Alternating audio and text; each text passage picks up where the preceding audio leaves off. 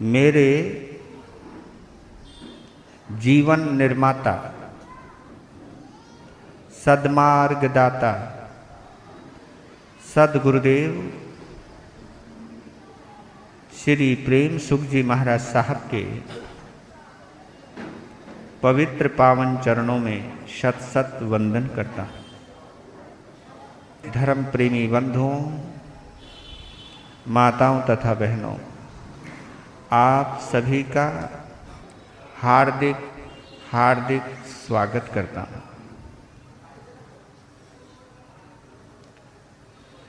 धर्म न दूजा सत्य समाना,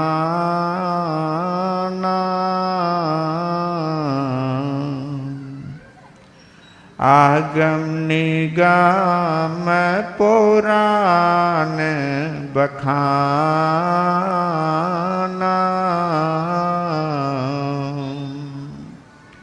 साच बराबर तप नहीं,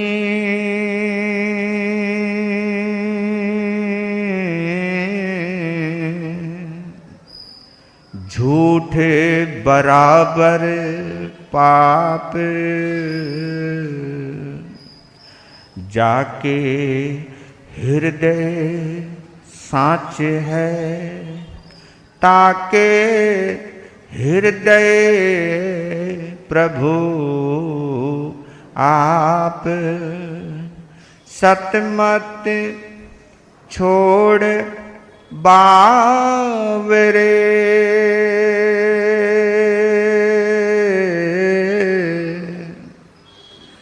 सत छोड़ा पत जाए, सत की बांधी लक्ष्मी, फिर मिलेगी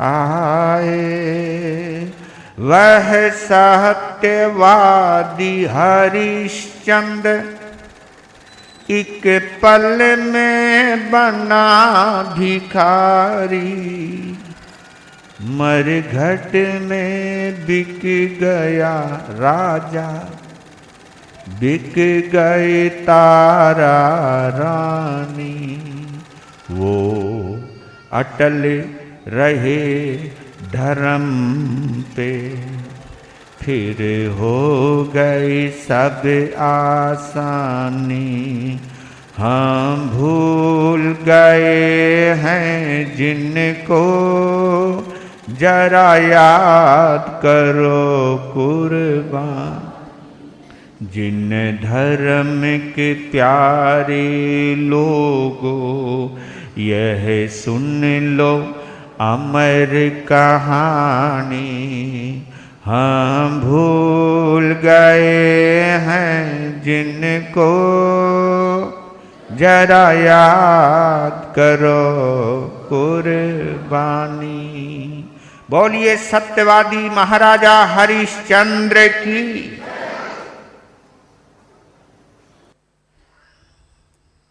आप लोग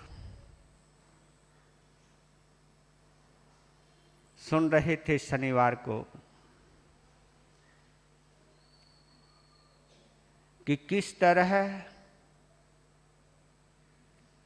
राजा हरिश्चंद्र और महारानी तारा एक जबान की रक्षा करने के लिए, एक प्रण की प्रतिपालना करने के लिए काशी के बाजार में अपने आप को बेच दिया 500 मोहरों में।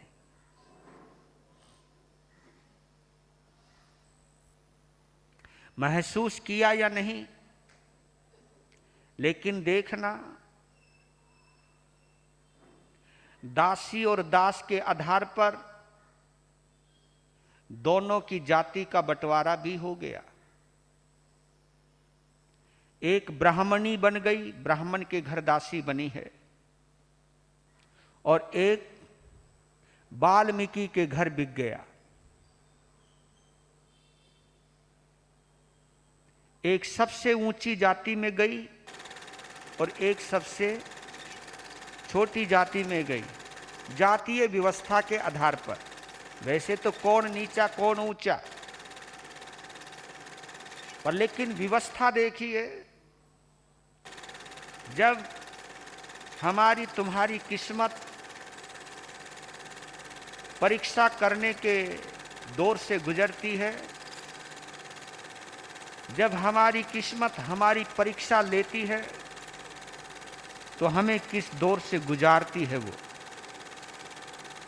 केवल हमारी तुम्हारी मानसिकता को जांचने के लिए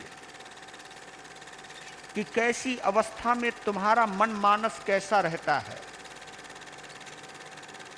क्या तुम मनुष्य बनकर ऊंच नीच के फर्क को दूर कर पाए या नहीं कर पाए?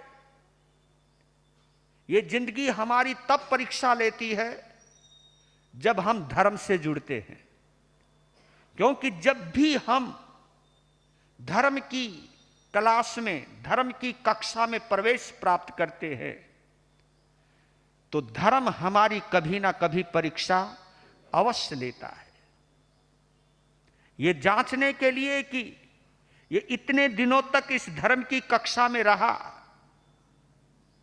लेकिन धर्म को कितना समझ पाया, ये धर्म को कितना जान पाया, ये धर्म अवश्य परीक्षा लेता है।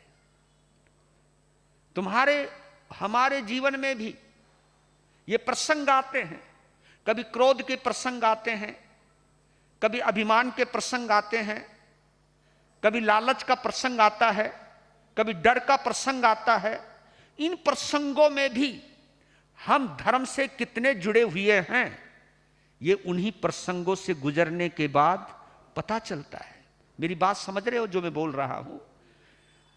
हमारे तुम्हारे जीवन में जो ये परीक्षाएं आती हैं, ये और कोई नहीं, ये धर्म लेता है, ये देखने के लिए कि मेरे नाम पर बहुत जिया है।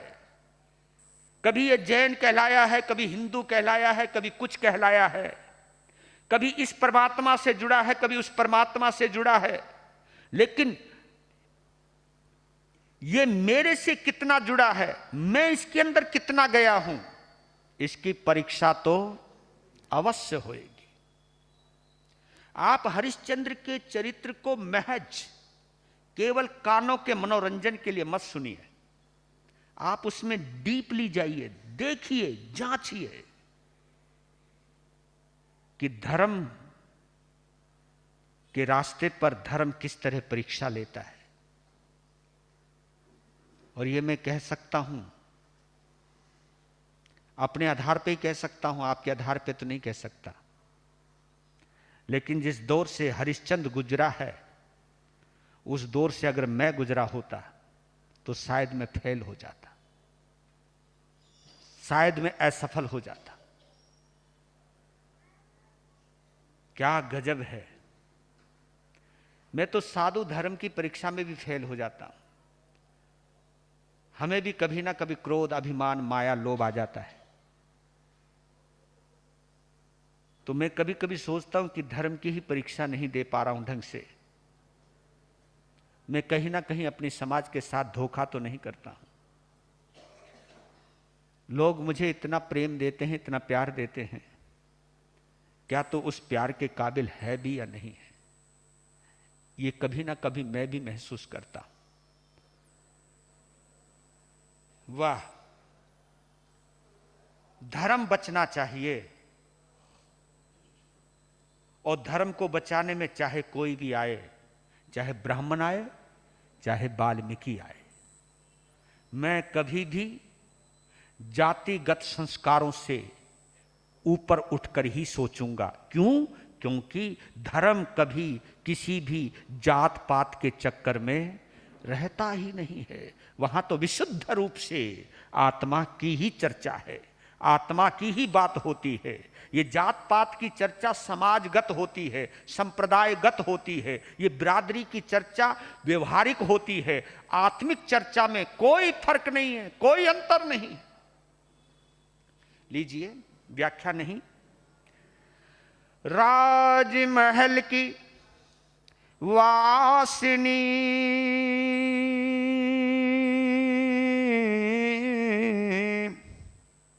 तारा ब्राह्मण गेह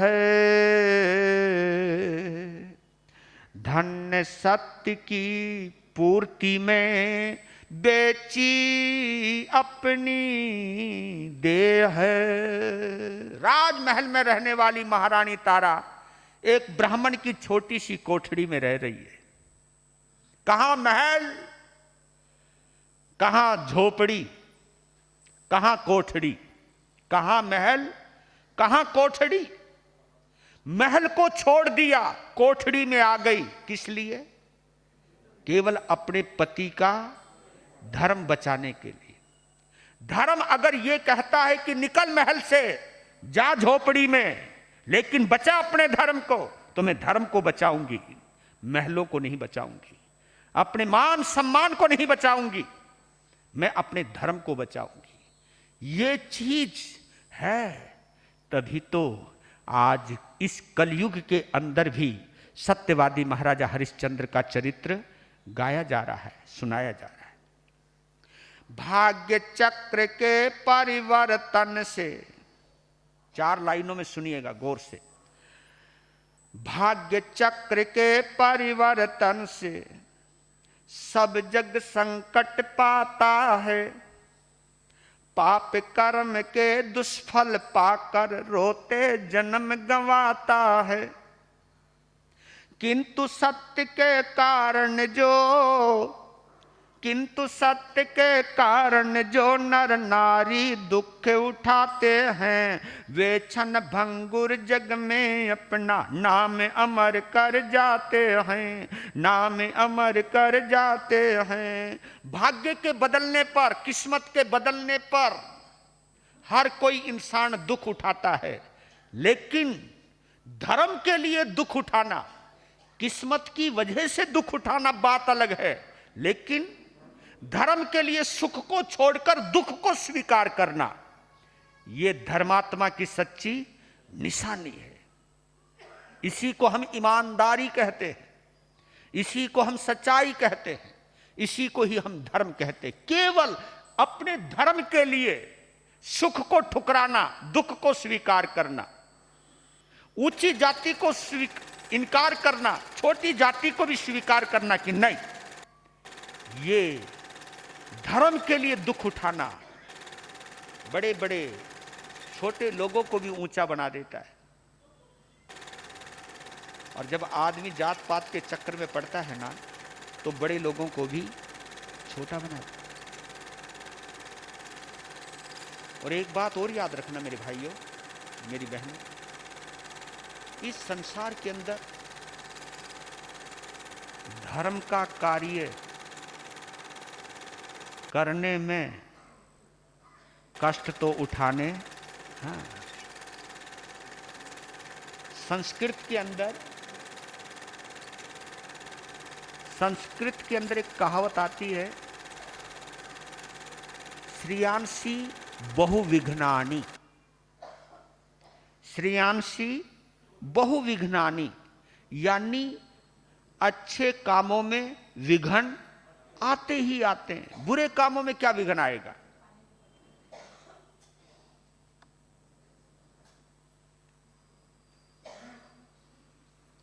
धर्म के रास्ते पे चलोगे तो परीक्षा तो देनी पड़ेगी, पाप के रास्ते पे चलोगे कौन सी परीक्षा देनी है। पाप करना आसान है, कोई भी कर सकता है, पाप कोई भी कर सकता है, लेकिन धर्म कोई करता है, धर्म कोई करता है, पाप तो कोई भी कर सकता है। पापी बनने में ज्यादा मेहनत करने की, हाँ, पापी बनने में किसी परीक्षा के अंदर बैठने की जरूरत नहीं है। छोटी सी कोठड़ी है, क्योंकि दिन छुपते छुपते पहुंची है। कोठड़ी में बैठी है। कोठड़ी के कोने में एक दीप जल रहा है। एक चटाई पर बैठी है। रोहित को अपनी गोद में सुला रखा है।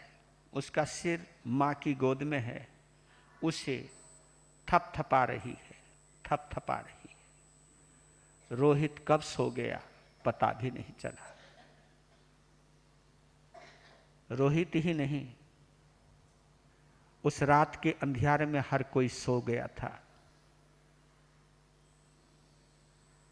केवल तारा जगी हुई है।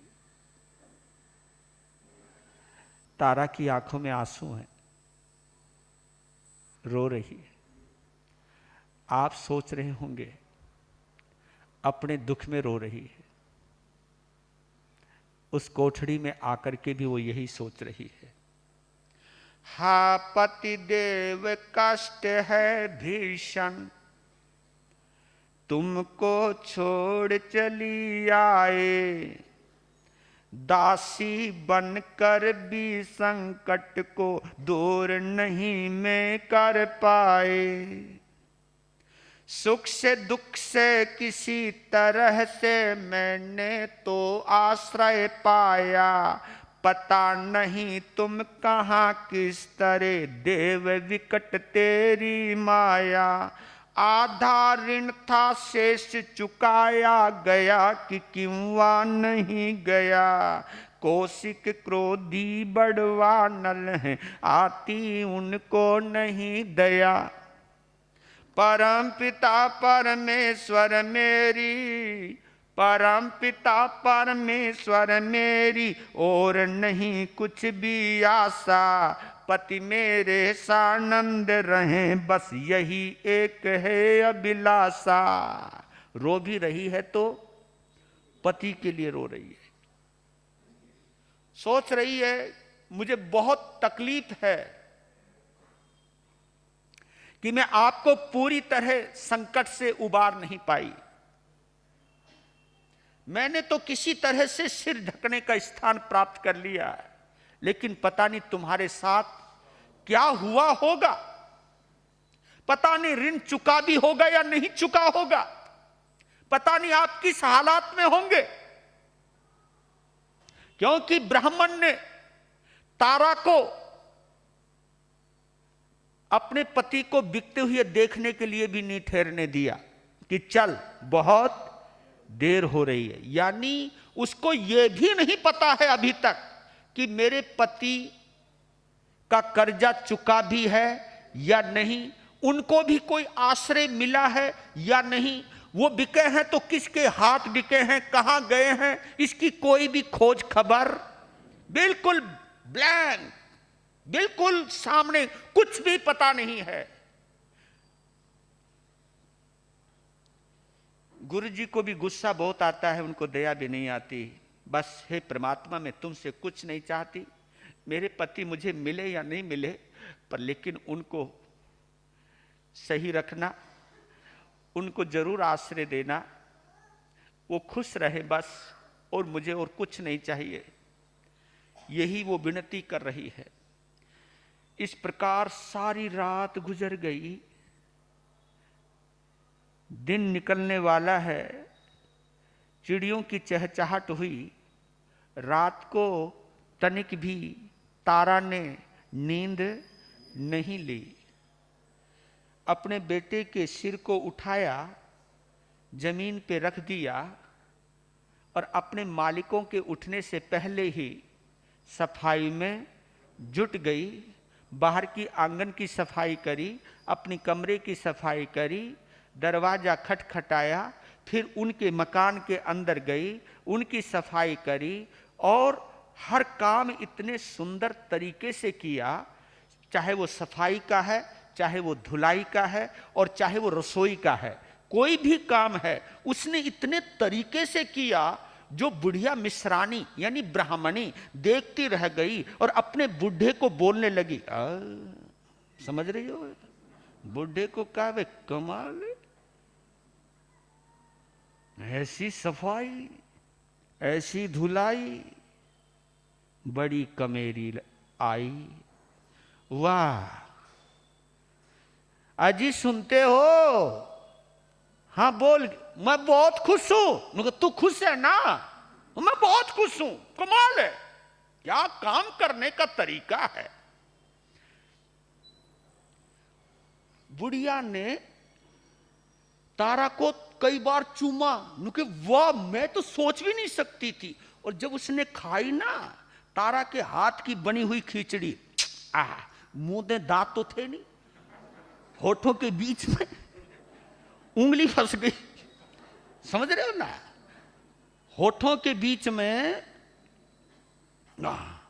और बेचारा ब्राह्मण इतना खुश है, नुका बस ये खुश हो जाए तो सारा काम।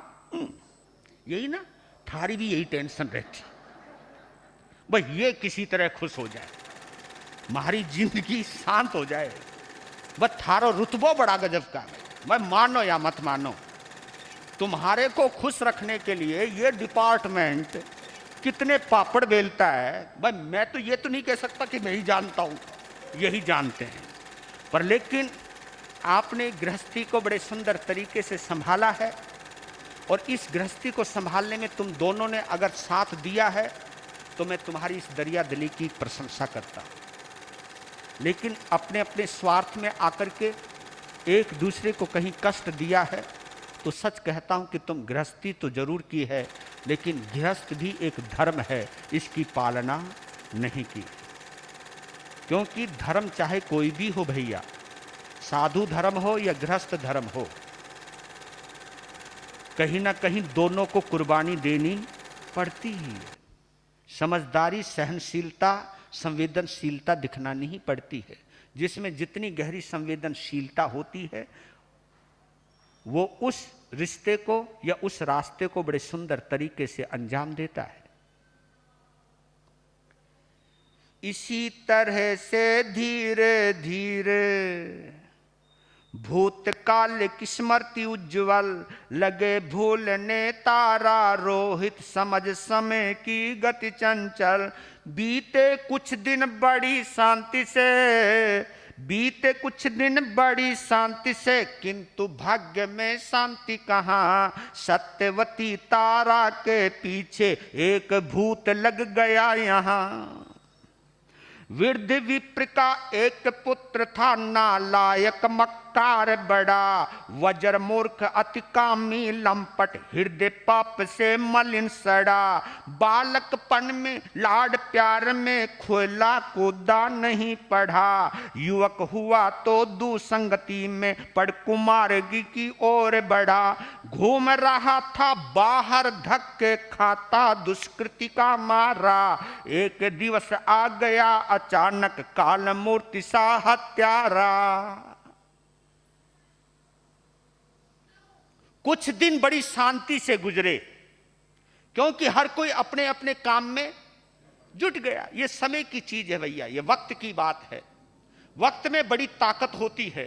बड़े बड़े घाव को भी भरने की ताकत अगर किसी में है तो वो ताकत वक्त और समय में है।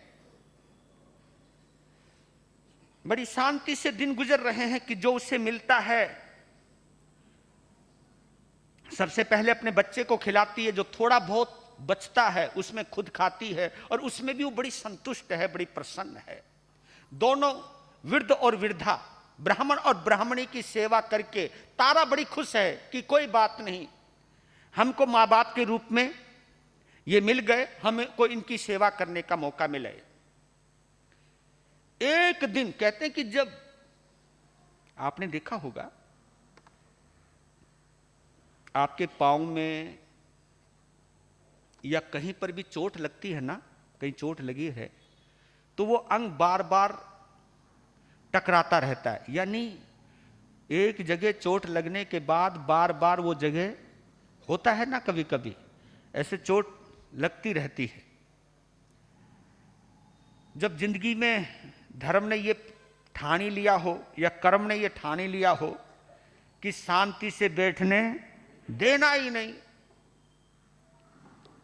जब क्योंकि परीक्षा तो भैया अगर चाहे वो कॉलेज की हो चाहे स्कूल की हो, 15-15, 20-20 दिन तक परीक्षाएं चलती या नहीं चलती।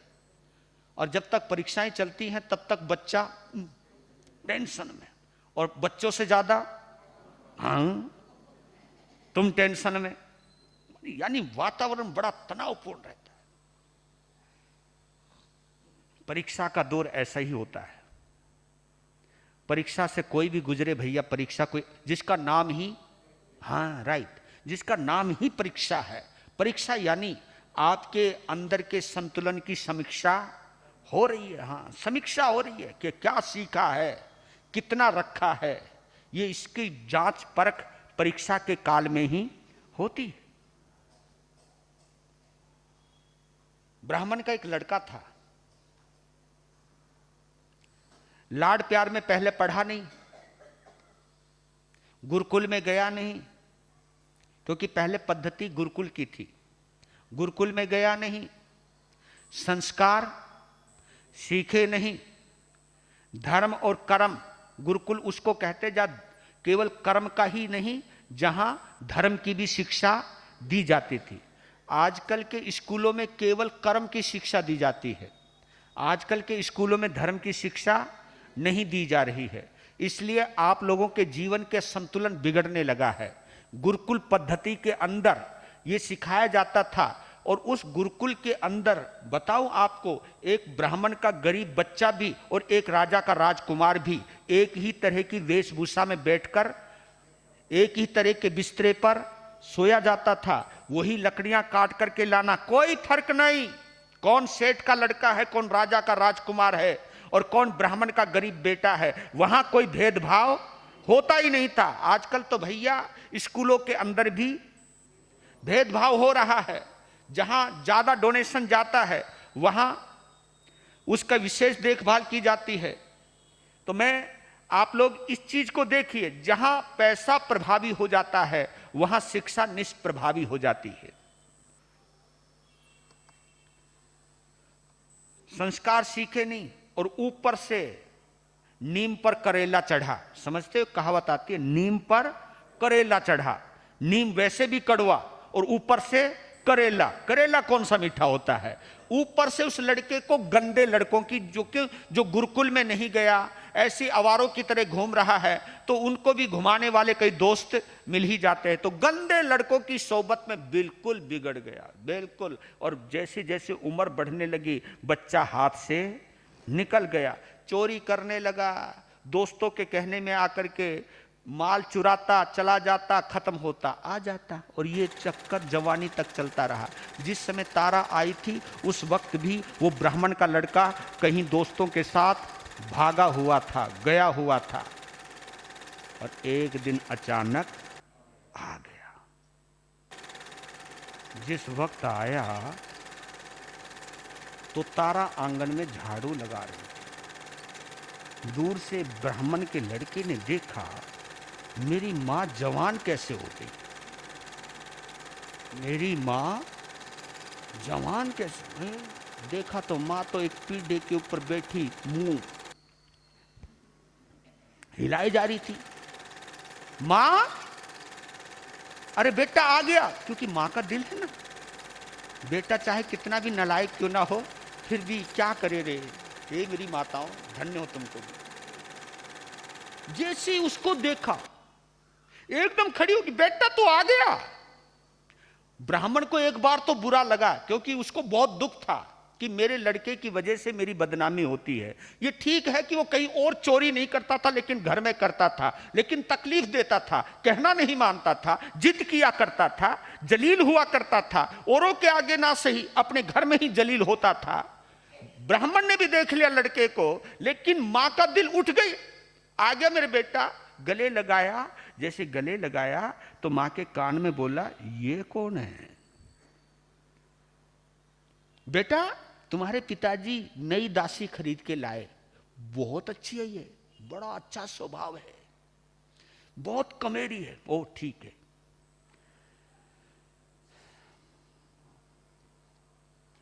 मूर्ख तो था ही, कामी भी था। वासनाग्रस्त था, गंदगी भरी पड़ी थी, क्योंकि रहता ही ऐसों की संगत में था। तारा के रूप पर वो रीझ गया, पागल हो गया, क्या रूप है। उसको अपनी तरफ अट्रैक्ट करने के लिए तारा को लक हुआ विमोहित, आहा रूप कितना सुंदर, दासी क्या है स्वर्ग अप्सरा, मिला योग कितना सुंदर। सुंदर असन व्यसन के द्वारा जो ही चाहा फुसलाना, तारा थी विदुषी कब उसको भला शक्य था बहकाना।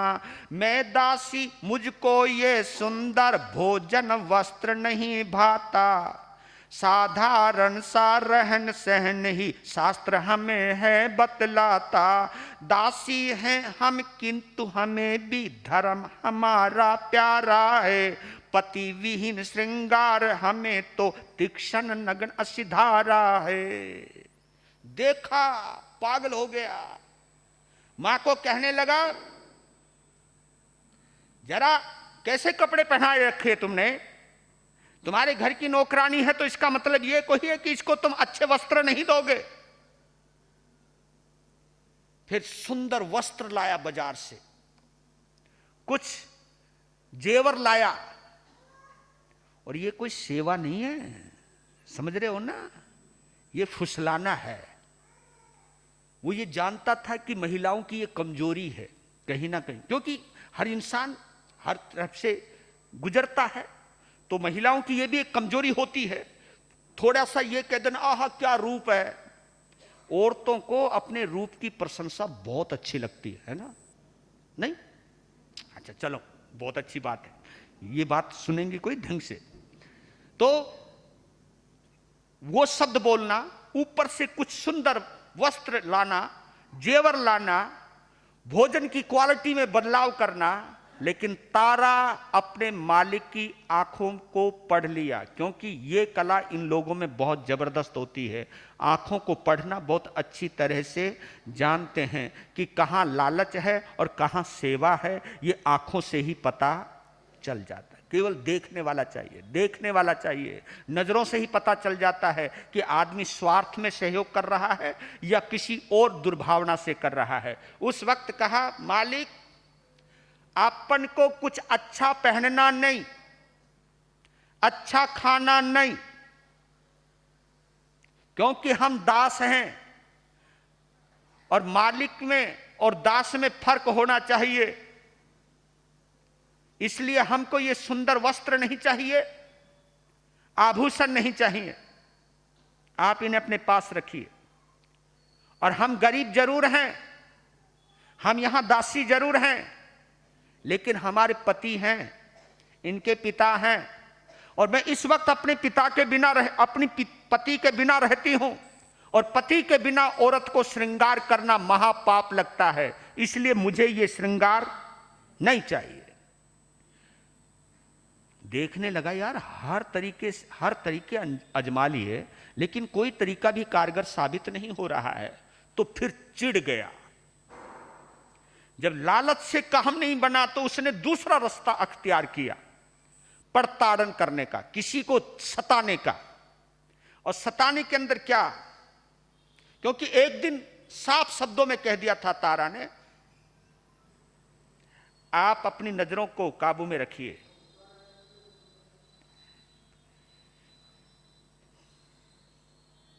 फिर चिढ़ करके क्या कहा, दासी होकर फिर भी इतना गर्व और गौरव रखते, गृह स्वामी की अपने मन में नहीं तनिक परवाह करते। देखूंगा कब तक ये मुझको अकड़ ऐठ दिखलाएगे, बूढ़े ब्राह्मण का डर वरना अभी अकड़ मिट जाएगे। दिल में क्रोध बहुत ही आया किंतु नहीं बोला कुछ ऊपर, लगा सताने रानी सुत को, दुष्ट नीच क्रोधित होकर, बात बात पर क्रुद्ध रुष्ट हो तारा को गाली देता। कभी कभी वो रोहित पर भी मार पीट सट कर देता। तारा को भोजन भी पूरा नहीं प्रथम सा मिलता है, सुधा विवक्ष हो स्वयं झुकेगी, कामी नीच समझता है। बुद्धिमती तारा पर इसका असर भले क्या होना था, मूर्ख राज को व्यर्थ पाप का भार शीश पर ढोना था। कहा कि तेरे अंदर अकड़ बहुत है, तेरे अंदर अकड़ आई कहां से, ये तू समझती क्या है अपने आप को? तुझे मालूम होना चाहिए हम तेरे मालिक हैं और जो हम चाहेंगे वो करना पड़ेगा तुमको। जो भी कुछ बोलना है बोलता रहा, बड़बड़ करता रहा। कहा कि देखता हूं कि तेरी अकड़ रहती कितने दिनों तक है। छोटी छोटी बातों पर गलतियां निकालना, उसे गालियां देना और रोहित को उसके सामने पीटना, गंदी गंदी गालियां देना। मन में दुख तो बहुत होता था, लेकिन तारा ये समझ करके चुप हो जाती, नहीं वो हमारे मालिक हैं। रोहित को खुद चुप कराती। फिर दूसरा रास्ता और अपनाया कि भोजन में कटौती कर दी। जो पहले भोजन पूरा मिलता था एक जन का, उस भोजन में भी कटौती कर दी। कहा कि भूखी मरेगी अपने आप झुकेगी। ये नहीं सोचा, क्योंकि लोग सोच जा ही नहीं सकती। जिस सोच में वो रहता था उस सोच से तो उसके बारे में सोच भी नहीं सकता था वो है क्या सामने वाली चीज, क्योंकि सामने वाले को देखने के लिए नजर चाहिए। हाँ, किसी महापुरुष को देखना हो ना तो पहले महापुरुष को अंदर जन्म देना पड़ता है।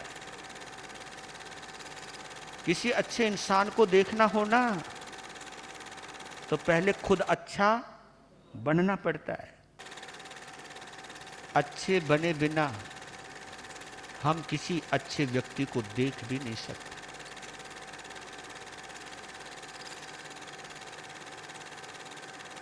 इसलिए भगवान महावीर का धर्म तो पूरी तरह दृष्टि पर टिका हुआ है। किसके ऊपर? सारा खेल दृष्टि पर है। सम्यक दर्शन ज्ञान चरित्राणी मोक्ष मार्ग। सम्यक दर्शन, दर्शन ये दृष्टि है जिसको हम सम्यक दृष्टि कहते हैं, जिसको हम सम्यक तो कहते हैं। सामने वाले की अच्छाई को देखना हो ना तो आपके अंदर सम्यक तो चाहिए, और सम्यक तो तभी आ सकता है जब मन में काम ना हो, विकार ना हो, क्रोध मान माया लोभ ना हो, राग और द्वेष ना हो। तभी हम सामने वाले की आत्मा को जान सकते हैं, पहचान सकते हैं, अन्यथा नहीं। ये भूले हम लोगों से भी हो जाते हैं, संत होकर के भी हम कभी कभी लोगों को पैसे की दृष्टि से देख लेते हैं। ये भी नहीं सोचते कि गरीब होते हुए भी उसके अंदर सच्ची मोहब्बत भी हो सकती है। लेकिन अगर मेरी आंखों पर लालच का पर्दा होगा तो मैं किसी गरीब की सच्ची मोहब्बत भी नहीं देख सकता, देख ही नहीं सकता। तो नहीं तो ऐसी बात नहीं कि गरीबों में कोई कमियां रहती है। गरीबी में एक कमी हो सकती है कि उनके पास पैसा नहीं होगा, ये हो सकती है। लेकिन जिनके पास पैसा नहीं है उनके पास प्रेम भी नहीं होगा, ये कोई जरूरी नहीं। ये हो सकता है कि उनके पास पैसा नहीं है लेकिन प्रेम लबालब भरा हो, ये हो सकता है। पैसे वालों के पास तो शायद प्रेम की कमी हो सकती है, लेकिन गरीब आदमी के पास पैसे की कमी हो सकती है, प्रेम की कमी नहीं होती। पर लेकिन उसको देखने के लिए अपना चश्मा उतारना पड़ता है। जिसने, वो क्या जानता है कि ये क्या चीज है, ये एक महारानी है। जिसने अपना राजमहल छोड़ दिया, झोपड़ी में आ गई, वो क्या जानेगा रे, उसकी सोच भी नहीं। और इस सोच की वजह से बिना मतलब उसे तोड़ना चाहता है। ये नहीं सोचती कि वो धर्म से कभी भी डिग नहीं सकती, मर जाएगी। रोहित भी देखने लगा कि मेरी मां को भोजन पूरा नहीं मिलता है। रोहित ने कहा कि तू आज तू खा ले, मैं नहीं खाता। लेकिन अपने बच्चे को खिलाने के लिए माँ यहाँ झूठ भी बोलती है, नहीं बेटा मेरे पेट में दर्द है, मुझको भोजन। ये तारा ने झूठ बोला तो झूठ लगेगा क्या उसको? क्योंकि इस झूठ में भी करुणा है, इस झूठ में भी दया है, इस झूठ में भी किसी को सहारा देने की एक तड़फ है। संत के आगे से गाय गुजर जाए, पीछे से कसाई आए और कसाई पूछने लगे कि गाय कहाँ गई, तो उस समय सत्य बोले या झूठ बोले? नहीं, बोलना ही पड़ जाए, बोलना ही पड़ जाए तो झूठ बोलते। वो झूठ बोलना उसके सत्य महाव्रत में दोष नहीं लगाता। ये विवेक के ऊपर आधारित रहता है कि हमें कब सच बोलना चाहिए और कब झूठ, इसके अंदर चुनाव करना पड़ता है। और मैं तो एक बात और कहता हूं, किसी को चिढ़ाने के लिए, किसी को बेइज्जत करने के लिए अगर तुम सत्य भी बोलते हो तो तुम्हारा सत्य भी खतरनाक है। उस सत्य से धर्म की प्रभावना नहीं होगी। किसी का गुप्त भेद तुम समाज के सामने खोल के रख दो, जो तुमने देखा है, ये धर्म कर रहे हो या पाप कर रहे हो? ये पाप है। किसी की इज्जत को उघाड़ना सत्य के सहारे, ये कोई धर्म नहीं है। ये विवेक है कि हमें कब क्या कहना है, कब क्या करना है, ये हमको निर्णय, और धर्म हमें यही सिखाता है। और ये आपके अंदर जितनी संवेदनशीलता होगी, आप उतने ही धर्मात्मा होंगे। मैं यही कहता हूं कि धर्म ही क्या जो आपको संवेदनशील ना बनाए, आपको दयावान ना बनाए। और इधर देखिए, हरिश्चंद्र भी बन गए, वाल्मीकि के घर दास, किंतु न छोड़ा सत्य का अपना दृढ़ विश्वास। सत्य के लिए महाराजा हरिश्चंद्र वाल्मीकि के घर क्या बन गए? दास बन गए। वहां दास बनना स्वीकार कर लिया, लेकिन सत्य को छोड़ना, इससे पता चलता है कि मेरे लिए धर्म कितना महत्वपूर्ण है। 4 लाइनें सुना रहा। सेवा का पथ जगती तल में बड़ा कठिन बतलाया है, सेवा का व्रत सिधारा सा ऋषि मुनियों ने गाया है। असिधारा क्या नट भी उस पर हंसी खुशी से चल सकते, सेवा पथ पर तो सुरपति भी डरते डरते डग धरते। इस दुनिया में अगर सबसे कोई कठिन चीज है, सबसे कोई मुश्किल बात है, तो वो है सेवा करना। सच कह रहा हूं। सेवा करने का भाव जिसमें भी जगे ना, तो पहले ये सोच करके मैदान में आए कि चाहे अपमान मिले, चाहे सम्मान मिले, मुझे अपनी खोपड़ी खराब नहीं करनी। और सेवा करने वालों के ऊपर लोग लांछन भी लगाते हैं। इसलिए कहते हैं कि समाज सेवा का भूत जिन पर चढ़ा हो, पहले ये सोच कर चले कि सिर पर कफन बांध करके चलना है। अगर मैं भी अपनी इज्जत मान मर्यादा के चक्कर में पड़ गया, तो फिर मैं इसके साथ सेवा धर्म का पालना नहीं कर सकता। सामने वाला तुम्हें कुछ भी कह सकता है, लेकिन अगर एक बार आपने सच्चे दिल से सेवा कर दी और विनम्र भाव से सेवा कर दी, केवल सेवा करने से ही, केवल सेवा करने से ही जहां अहंकार निकल गया, अभिमान निकल गया, केवल सेवा करने से ही, निष्पक्ष भाव से सेवा करने से ही आपको केवल ज्ञान हो सकता है। नंदी सेन मुनिवर का हमारे यहां पर कथा आती है। उसने कुछ नहीं किया, कोई तपस्या ही नहीं करी, दीक्षा दी, दीक्षा ली, गुरु को कंधे पर उठाया, चल दिया। कि यहां से चलते हैं गुरुजी, नहीं तो गांव के लोग कहीं ना कहीं आपको भी कष्ट में डाल देंगे। चलो चलते। चल दिया नंदीसेन गुरु को लेकर के। अंधेरा हो गया, अंधेरे में भी चलना पड़ गया किसी तरह से। तो जिसके अंदर क्या हुआ, गड्ढे में पांव पड़ने लगा तो गुरु बीमार था, गुरु बेचारा इधर उधर हिलने लगा और वो पीट रहा है कि तुझे नालायक चलना नहीं आता क्या, कि गुरुजी मुझे माफ करो, गुरुजी मुझे माफ करो। और वो गाली दे रहा, गुरु गाली दे रहा है, शिष्य चल रहा है, लेकिन गुरु की गाली को सुनकर के भी मन में ये आ रहा है कि मेरी वजह से मेरे गुरु को कष्ट हो रहा है। वाह, यानी अपने को अपना कष्ट नजर नहीं आया, गुरु का कष्ट नजर आ रहा है।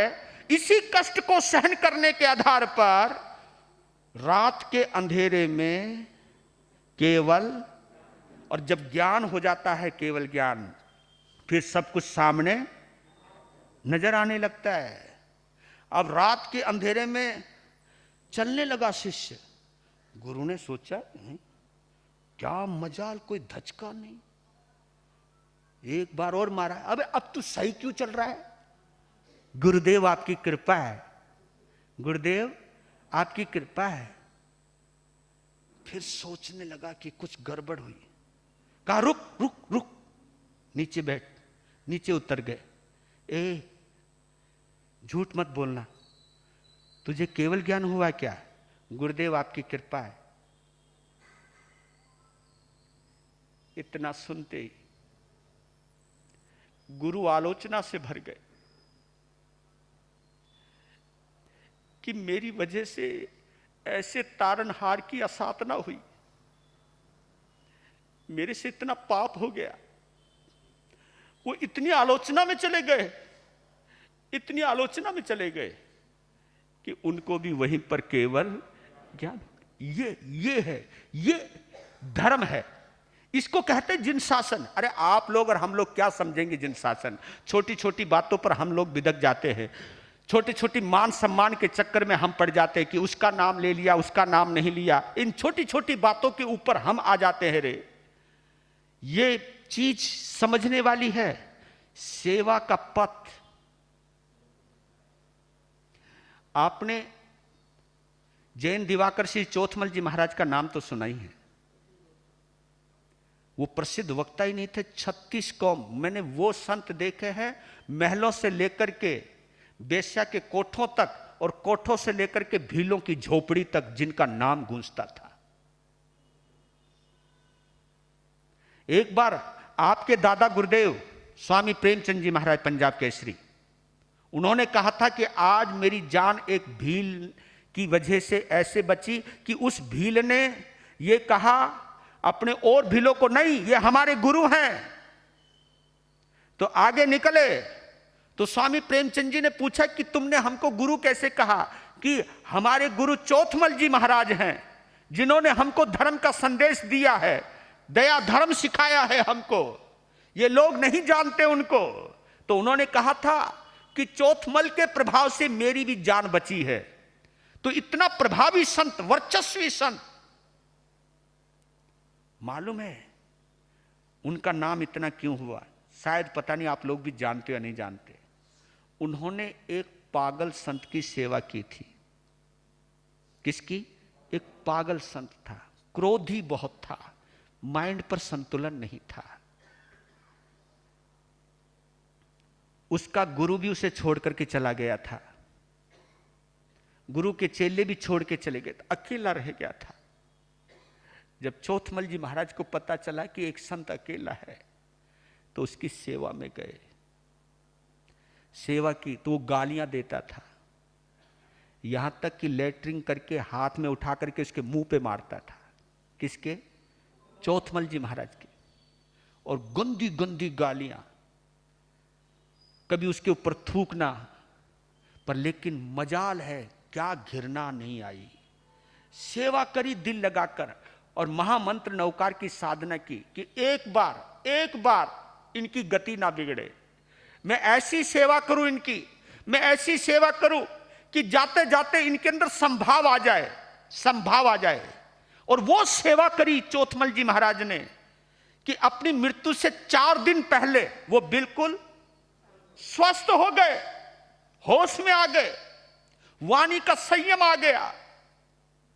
और मृत्यु से पहले उस संत ने बोला था चौथमल जी को कि चौथमल, तूने एक पागल की सेवा की है,